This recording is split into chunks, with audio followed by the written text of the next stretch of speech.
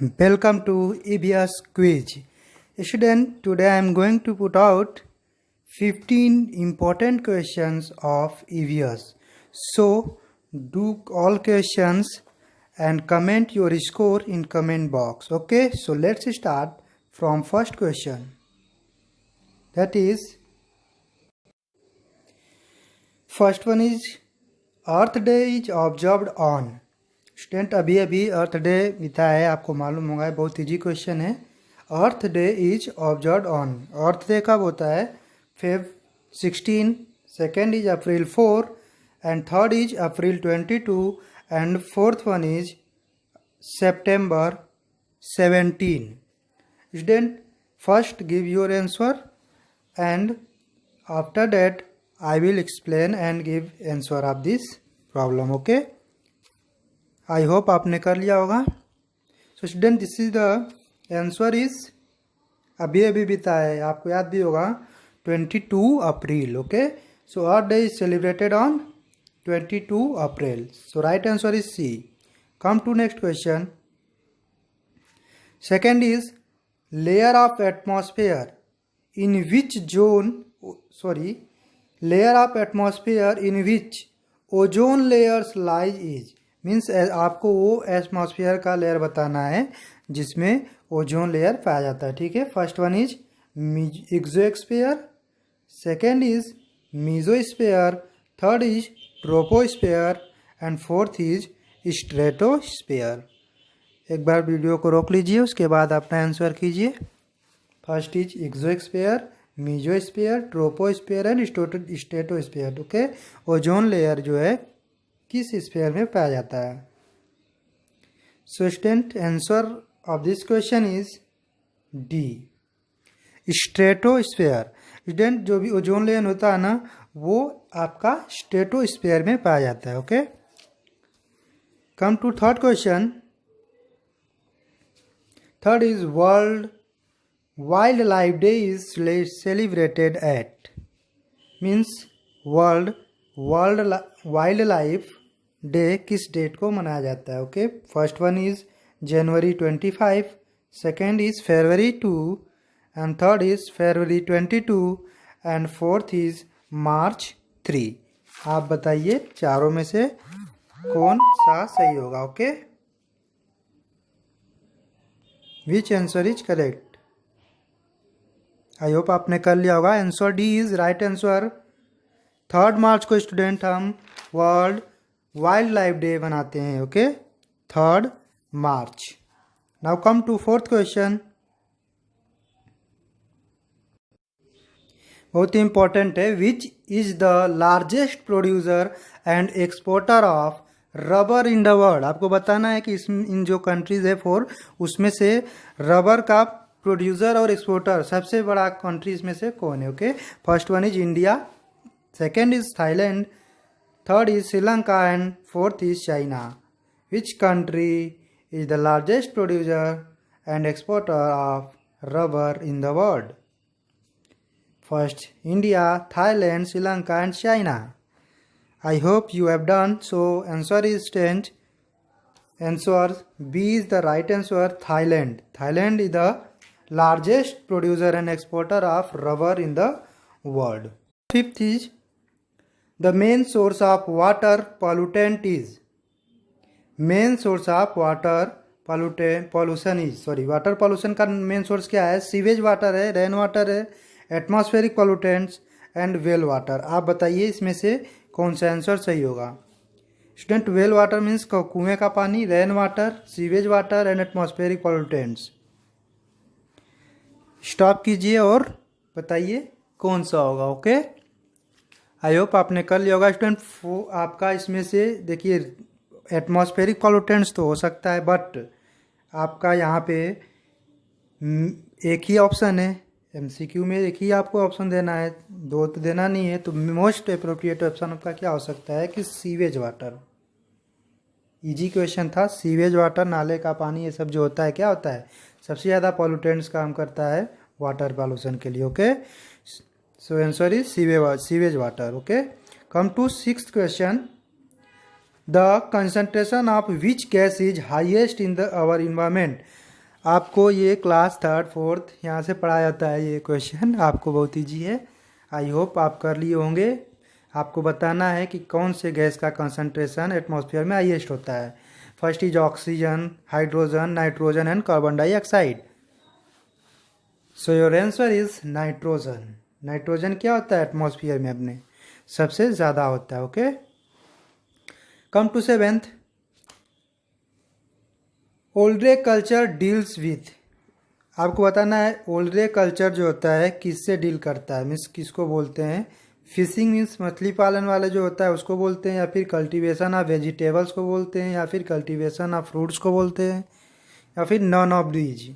N.O.T means none of these.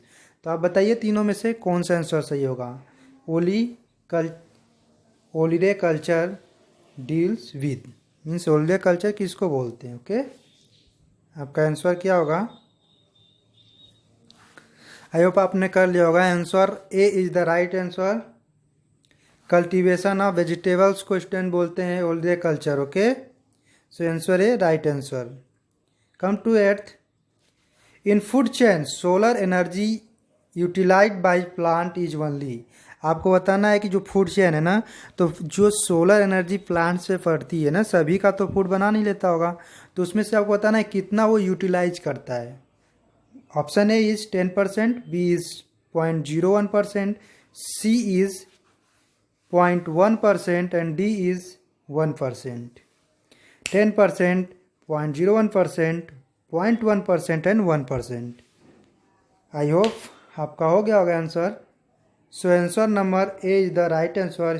10%। Total आपका जितनी lights पड़ती है आपके प्लांट्स पे, उसका 10% का वो यूज क्या करता है, फूड बनाने में यूटिलाइज करता है। Okay, so answer is 10%। Come to 9th question.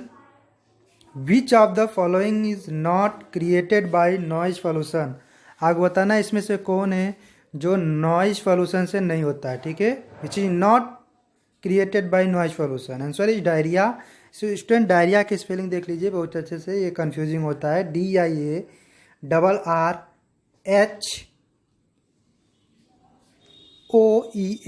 Diarrhoea. Okay, B number is hypertension, D is deafness and C is deafness and D is irritation. आपको बताना है इसमें से कौन सा जो है नॉइज पॉल्यूशन से नहीं होता है। बहुत ईजी है, आई होप आपने कर लिया होगा। So answer number A is the right. Diarrhoea. Diarrhoea student noise pollution से नहीं होता है। हाइपरटेंशन, सिर दर्द जो हुआ, डिफनेस बहरापन आपका हुआ, इरिटेशन चिड़चिड़ापन, ये सब आपका नॉइज पॉल्यूशन से होता है, बट डायरिया नॉइज पॉल्यूशन से नहीं होता। ओके, इजी क्वेश्चन था। Now come to 10th। What percentage of land area should remain covered by forest to maintain ecological balance? What percent of land area should remain covered by forest to maintain ecological balance? आपको ecological balance करने के लिए कितने percent area forest से घिरा होना चाहिए, आपको ये बताना। ओके, और ये बहुत ज़्यादा इंपॉर्टेंट क्वेश्चन होता है। So give your answer. Answer आपका ऑप्शन नंबर ए है 10%, B 5%, C is 33% and D is 25%। 10%, 5%, 33% and 25%। So your right answer is 33%। 33% forest का आपका घिरा होना चाहिए इकोलॉजिकल मेंटेनेंस के लिए। Okay, so C is the right answer. Come to the 11th question. World creature day is celebrated at. World creature day किस date को मनाया जाता है। 1 अक्टूबर, 2 अक्टूबर, 4 अक्टूबर और 10 अक्टूबर।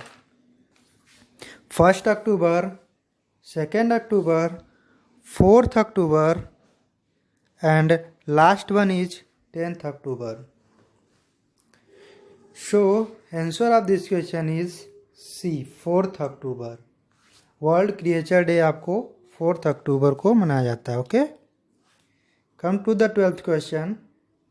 विच of the following reason for happening of day and night. Day रात दिन होने के लिए कौन सा इसमें से रीजन है, ये भी बहुत ईजी क्वेश्चन है। First is earth revolution, second sun revolution, third is earth rotation and fourth is sun rotation. आपको बताना है कि अर्थ रिवोल्यूशन, सन रिवोल्यूशन या फिर अर्थ के रोटेशन से या फिर सन के रोटेशन से किससे दिन रात होता है। ओके, तो वीडियो को देख के जल्दी से बताइए आपका आंसर। आई होप आपने कर लिया होगा। Answer number C is the right answer. Earth का रोटेशन, रोटेशन मीन्स होता है अपने ही जगह पे घूमने को बोलते हैं, और रिवोल्यूशन उसको बोलते हैं स्टूडेंट जो अर्थ सन का जो चक्कर लगाता है, ठीक है, सन के चारों ओर घूमता है, उसको रिवोल्यूशन बोलते हैं। और रोटेशन खुद अपने ही एक्सिस पे जब रोटेट कर जाता है उसको रोटेशन बोलते हैं। ठीक है, तो आपका डे नाइट किसकी वजह से होता है? Earth rotation. Come to 13th question. Full form of COD is, this is important. Full form of COD is, COD का फुल फॉर्म क्या होता है? Chemical oxide demand, second chemical oxygen demand, third chemical ozone demand, and fourth is none of these. Student सोच के बताइए कौन सा होगा आपका full form of COD? Chemical oxide demand, chemical oxygen demand, chemical ozone demand. I hope आपका answer हो गया होगा।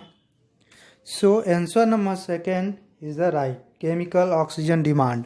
और आपको स्टूडेंट बता दूं केमिकल ऑक्सीजन डिमांड क्या होता है। ठीक है, ये केमिकल्स में इसका बहुत ज़्यादा यूज़ होता है इसका। ठीक है, तो इसको समझ लीजिए। Chemical demands, chemical oxygen demand is an indicative measure of the amount of oxygen that can be consumed by reactions in a measured solution। Means किसी भी measured solution में, ठीक है, जो रिएक्शन हो रहा है, केमिकल रिएक्शन हो रहा है ना, उसमें कितना अमाउंट ऑफ ऑक्सीजन आपका इन्वॉल्व हुआ है, ठीक है, उसको हम क्या बोलते हैं? Chemical oxygen demand. कितना ऑक्सीजन डिमांड हो रहा है उसको रिएक्शन को होने में, ठीक है, तो इसको बोलते हैं chemical oxygen demand. Okay, so important था। 14 is which among the following is known as Sairandhri Vanam. Student बताना आपको सैरंध्री वनम नाम से इसमें कौन सा है पार्क जो फेमस है, जिसका नाम क्या है? Sairandhri Vanam. Okay, first one is silent valley national park, second is Mudumalai national park, third is Periyar national park, and fourth is none of these. So think the answer. Student I hope आपने कर लिया होगा इसका आंसर। मैं आपको बता देता हूँ इसके बारे में। फर्स्ट आंसर आपका राइट होगा साइलेंट वैली नेशनल पार्क, और ये स्टूडेंट आपका केरला में पड़ता है। कहाँ पे? केरला में पड़ता है। Done. Silent valley national park कहाँ पड़ता है? केरला में पड़ता है। और मुडुमलाई नेशनल पार्क आपका कर्नाटका में पड़ता है। कहाँ पे? कर्नाटका। ओके, और मेन इसका कर्नाटका भी है और ये आप केरल का बॉर्डर भी है। ठीक है, तो मेन कर्नाटका और केरल, तो इसके बॉर्डर को भी बोल सकते हैं कि ये कर्नाटका और केरल के बाउंड्रीज पे लाई करता है। ठीक है, Mudumalai national park. And Periyar national park आपका जो है स्टूडेंट ये केरला में है। कहाँ पे है ये भी केरला में है। तो सैरंध्री वनम आपका साइलेंट वैली को बोलते हैं, और बहुत ही फेमस ये नाम है, पार्क है silent valley national park. Okay, now come to the 15th question. This is 15th question and this is last question. Student आप अपना स्कोर जितना भी है कमेंट में ज़रूर लिखिएगा।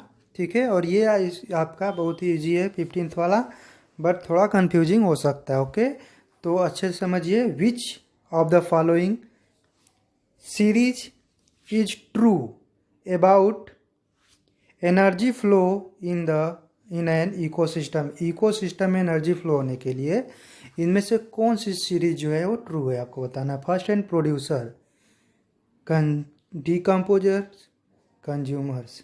आपको बताना है प्रोड्यूसर, डिकम्पोजर्स या फिर consumers. Second is decomposers, consumers and producers. Third is producers, consumers and decomposers, and fourth is consumers, producers and decomposers. Student बहुत ही ईजी है, आई होप आपने कर लिया होगा। So answer of this question is producer, consumers and decomposers. See easy है ना। Producer means जो produce करेगा, कंज्यूमर कंज्यूम करेगा, उसको फिर डीकम्पोजर क्या करेगा, डिकम्पोज कर देगा। ठीक है, तो ये आपका इकोसिस्टम का हायरार्की भी होता है। ठीक है, तो उसमें से ये क्वेश्चन था। So these are the 15 question. आप अपना स्कोर ज़रूर लिखिएगा। अगर आपको पसंद आया हो तो लाइक ज़रूर कीजिएगा। Thank you so much for watching. Thank you, bye bye.